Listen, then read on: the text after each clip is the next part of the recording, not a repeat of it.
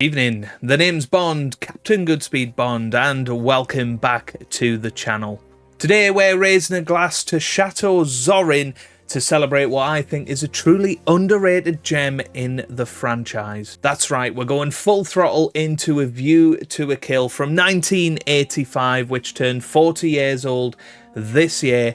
4 decades since Roger Moore took one final bow as James Bond, and what a gloriously wild ride it was.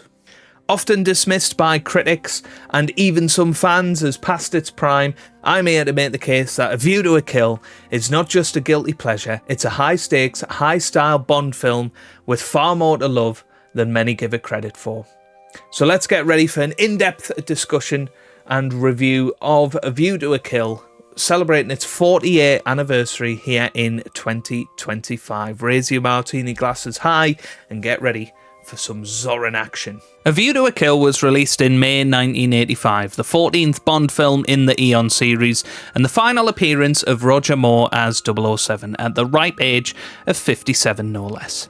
Now yes, some say he was too old, but I say he aged like a fine vodka martini, dry with plenty of ice, although he does admittedly look a lot worse than he did 2 years earlier in Octopussy. He seemed to have some sort of eye lift and his famous mole removed. The film was once again directed by John Glenn, his third Bond outing, and produced by the ever-reliable duo Albert R. Cubby Broccoli and Michael G. Wilson.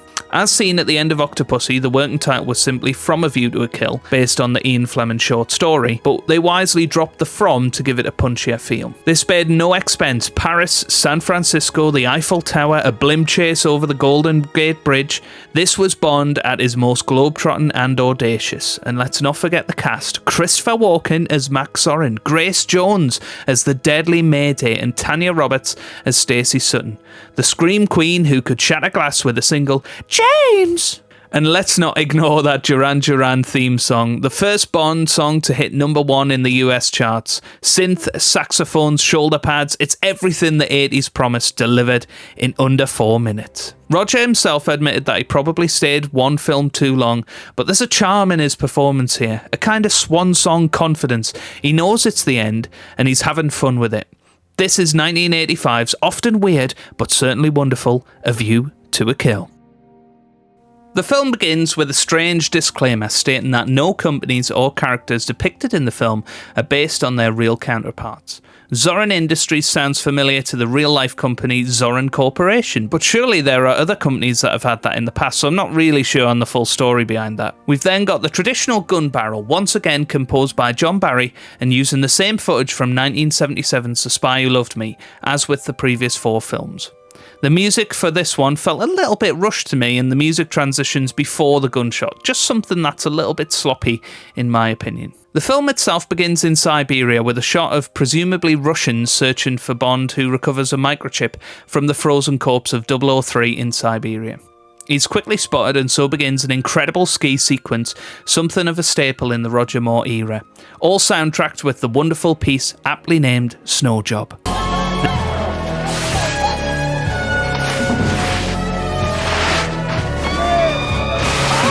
There's skiing, snowmobiles, and somehow a Beach Boys song playing over a bit of snowboarding, because nothing says Cold War like California Girls.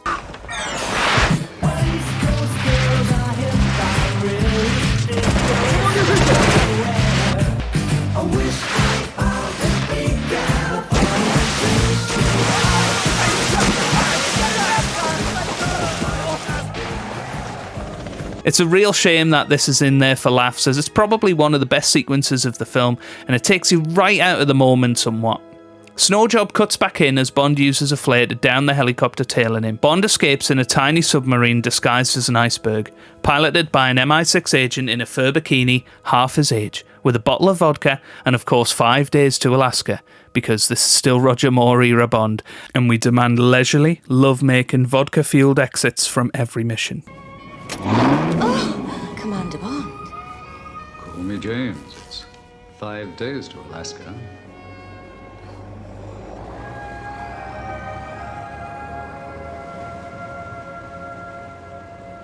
We are then into this movie's Bond song, written and performed by Duran Duran.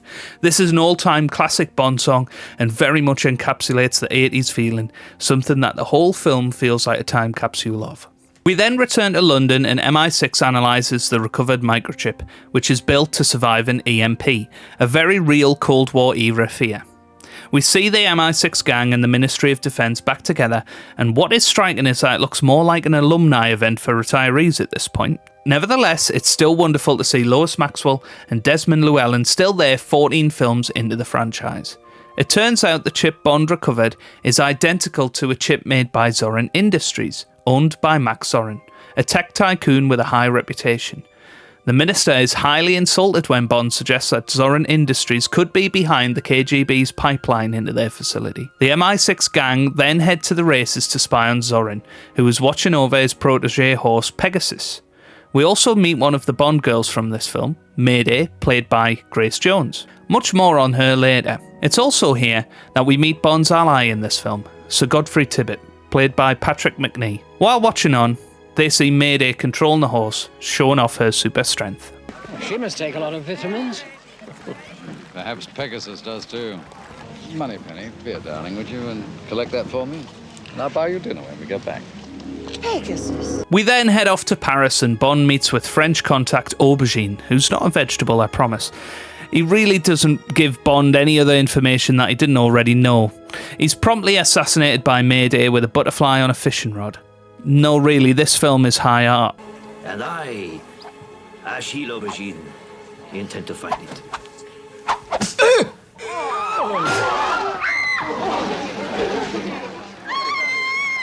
Qu'est-ce qu'il y a, monsieur? There's a fly in his suit. A chase ensues up the Eiffel Tower before Mayday leaps from the top in a base jump that still looks impressive today. Bond gives chase, or at least Roger Moore's stunt double does, hijacking a Renault taxi, which gradually disintegrates as it ploughs through Paris. By the end, he's driving half a car, but hey, it's still faster than London traffic. This movie doesn't care about physics, and I love it for that. The chase ends when Bond falls through a riverboat into a wedding reception with a band playing a beautiful jazz instrumental of A View to a Kill, and Bond is arrested.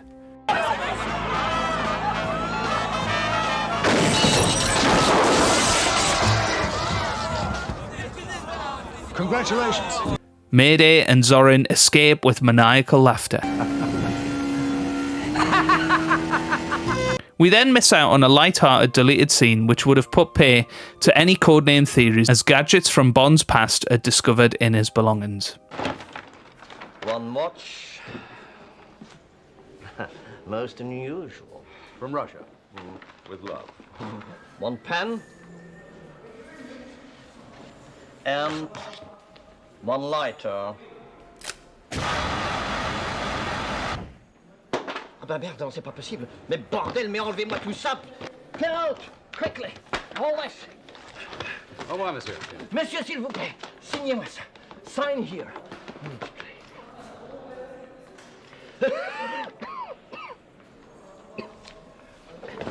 Adieu.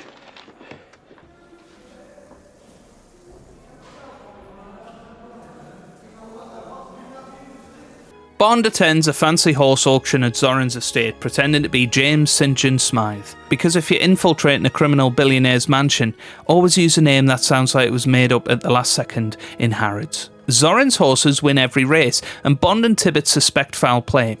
There's some great dialogue between Moore and Macnee throughout these scenes. 1 minute he's in his stall, the next night they're hiding a hair of him. We should look into it. Why don't you concern yourself with that? Another wealthy owner? Who knows? But should certainly bear closer inspection. We're on a mission. Sir Godfrey, on a mission, I am expected to sacrifice myself. Bond attends a dinner party complete with his iconic white tux and some questionable sunglasses. Here, he re-encounters Mayday, who recognises him but is not sure where he's from, even though it's only been a few days. He spies the exchange of a cheque between Zorin and a mysterious blonde girl.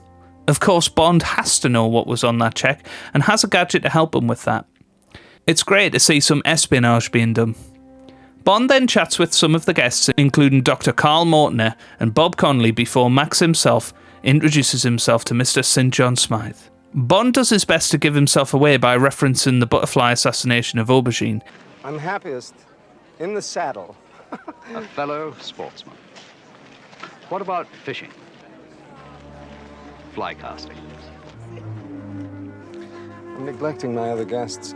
Enjoy yourself. You'll find the young lady stimulating company. I'm sure they He then introduces himself to the mysterious girl before turning on his English charm with a girl young enough to be his daughter. Hello. I thought you might like to join the party. I was hoping we'd spend the evening together. Now I shall be all alone. I doubt that. Someone will take care of you. Oh, you'll see to that personally, will you?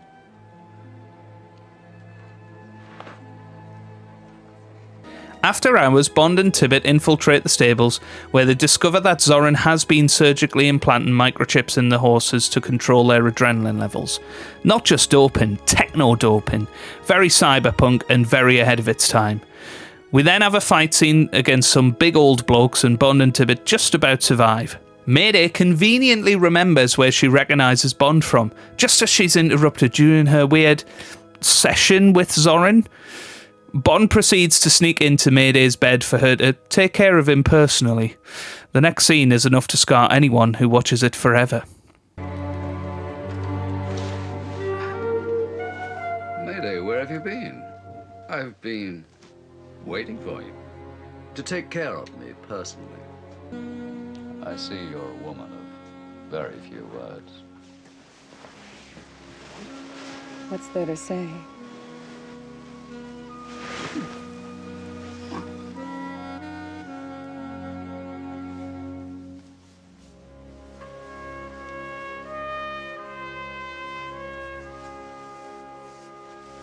Bond and Zorin meet in the morning to discuss which horse Bond should buy from the auction. Zorin uses his supercomputer to identify James St. John Smythe is in fact James Bond, licensed to kill. More maniacal laughter accompanies this discovery. They plan to ride together shortly after Zorin suggests that the horse Inferno would be perfect for Bond. Poor old Tibbett spent all morning cleaning the car before Bond sends him into town to get the car washed, so that he can get a message to M. Little does Tibbett know, however, that Mayday has snuck into the back of his car as the main gates were opening, leading to one of the saddest deaths for a Bond ally.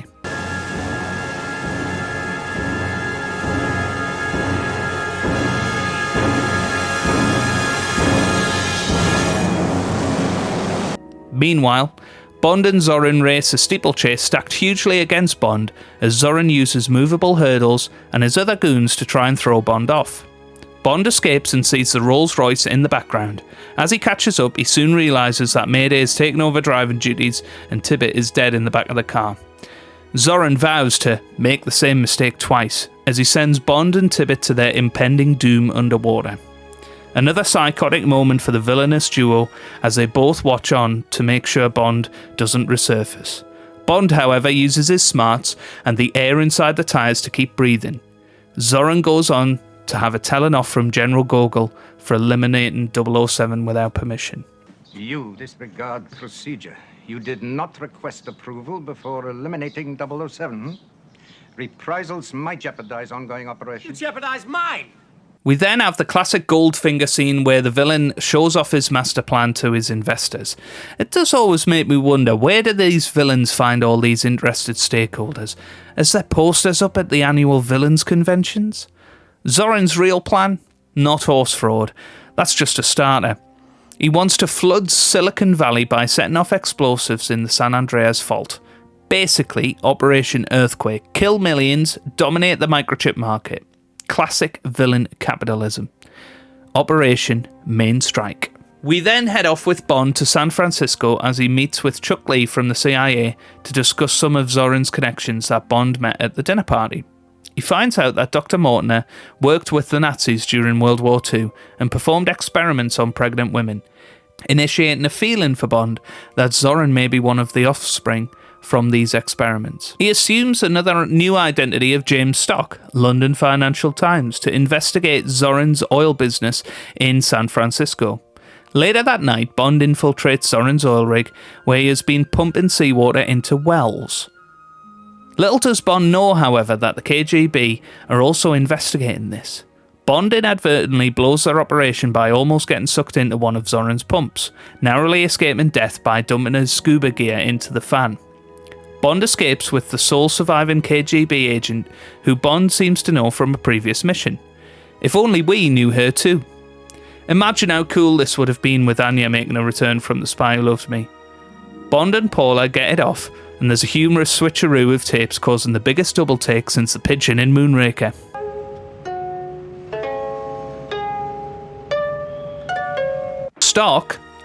Bond, then goes to meet with Jeffrey Howe at the City Hall to ask more questions about Zorin's dealings. He finds out that pumping seawater is perfectly safe. He's about to leave when he notices a certain girl from Zorin's dinner enter Howe's office. The same girl that received the $5 million payoff from Zorin. He of course tails her to a massive mansion and enters uninvited. He sneaks around the property and finds that the shower is running. It's all a ruse though, as Stacy's waiting for him with a shotgun, threatening to call the police, only to find that the line has already been cut. Zorin has sent goons to persuade her to take the payoff. Bond fights off the goons with Stacy's shotgun before realising it's filled with rock salt. Anyway, Bond, or at least his stuntman, fights off the goons by hand and scares them all off, gaining Stacy's gratitude in the process. Bond then enters the kitchen to fix up Stacy with some quiche, which Bond describes as an omelette, which I'm not really sure that is what it is, but hey-ho. Bond and Stacy continue to get to know each other, and like a classic Love Island date, they plan to take her to the hideaway, only to find that Bond needs to check all the doors and windows. Oh, and reconnect the telephone line before any more action. Stacy falls asleep, and we see Bond's more paternal side come out as he tucks her in and sits guard through the night. Morning comes, and so does Chuck Lee, as the trio come up with a plan on what to do next. It was a major earthquake. Yes, but if we knew how many wells were involved, we might get a clearer picture. This is the last time we see Bond's other ally in the film, as our garroting serial killer is lurking in the back of his car as he leaves Stacy's house. For Bond and Stacy, they're off to City Hall. While Bond and Stacy investigate in City Hall, they're rudely interrupted by Zorin and Mayday. More psychotic moves from Zorin as he describes Howe's murder in front of his eyes and frames Bond for his killing. But that means I would have to be Dead. Intuitive improvisation. It's the secret of genius. Yeah, Dr. Morton would be proud of his creation. Bond and Stacy are trapped in the lift while Zorin and his goons burn down City Hall.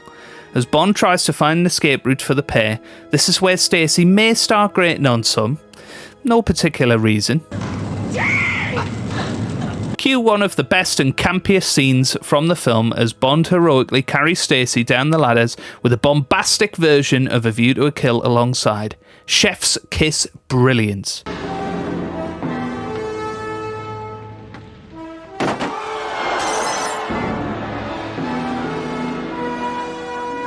Bond comes clean about his true identity, but the classic 80s cop understandably thinks better of it, causing Bond to improvise and steal a fire truck. Are you? Yes. And I'm Dick Tracy, and you're still under arrest. Get in here! A hilarious car, or fire truck chase, follows with Bond hanging on for dear life while Stacy takes the wheel. Plenty of classic gags to enjoy in this one.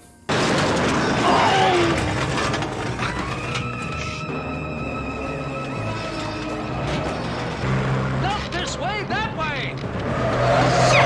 After losing the cops, Bond and Stacy head to an abandoned mine where there seems to be a lot of activity and a shed load of explosives. We get to hear Roger Moore's American accent that rivals Dick Van Dyke's attempt at a Cockney accent in Mary Poppins.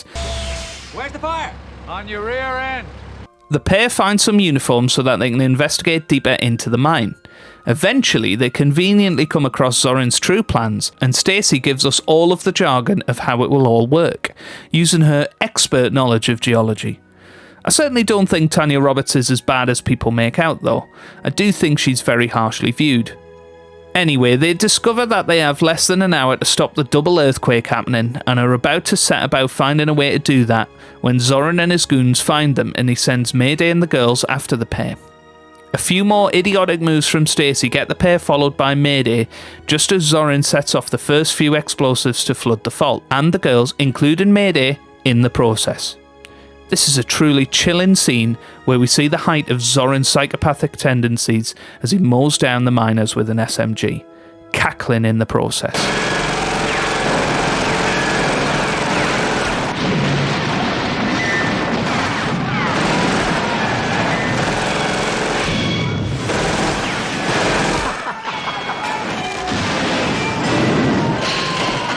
Roger Moore himself always thought that this was a bit too dark and violent for a Bond film, but personally I think it perfectly encapsulates the personality of Zorin. Stacy manages to escape, but Bond and Mayday are washed away by the flood.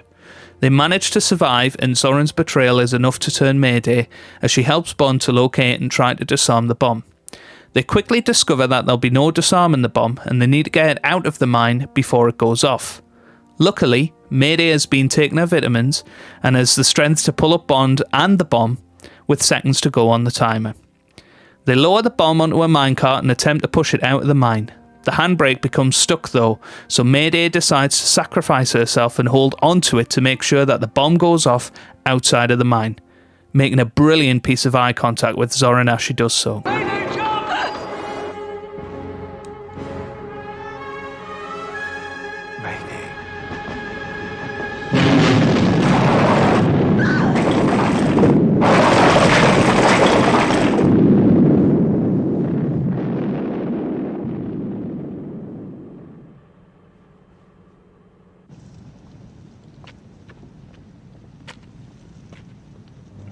Zorin, now in his very subtle blimp, furiously spots Stacy and decides to capture her. Somehow she doesn't notice it as she's running towards James. Bond thinks on his feet and leaps onto the mooring rope. Another brilliantly camp scene ensues, with the blimp flying over San Francisco with Bond again hanging on for dear life. Those pull-ups must have come in handy. More brilliant soundtrack from Barry accompanies the film's climax as Bond ties the blimp to the Golden Gate Bridge and he fights Zorin on the top of it. It's not the most physical fight, but definitely believable as Zorin comes at Bond with an axe. Eventually though, Zorin loses his footing and can't pull himself back up, chuckling while he looks at Dr. Mortimer one last time before falling to his demise.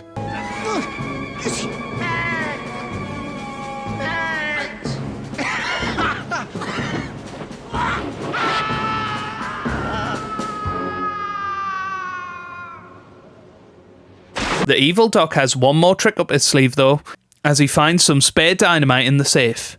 Bond cuts the mooring rope however, and the Doc of course drops the dynamite inside the blimp, leading to the whole thing exploding above the bridge.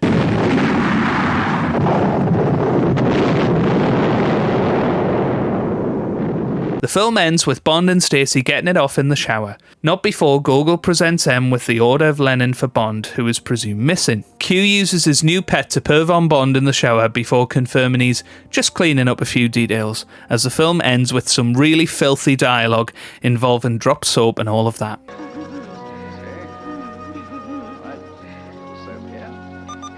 Maybe a little soap there. Oh, try it. Drop the soap. Okay. That is not the soap. I suppose a fitting way for the horniest Bond to bow out. A View to a Kill may not be the most refined Bond film. It's campy, it's chaotic, and yes, Roger was pushing retirement age, but it's also wildly entertaining, stylish, and unique in tone. Walken Zorin is one of the franchise's most underrated villains in my opinion. Genuinely unhinged and chillingly charismatic. Grace Jones redefined what a Bond henchwoman could be. Unpredictable, fierce, unforgettable. And the locations? Top notch in my opinion. Paris, San Francisco, the Golden Gate finale? Brilliant. And let's not forget that Duran Duran theme. Still one of the best, hands down. Is it silly? Absolutely. But Bond films should be a little bit silly.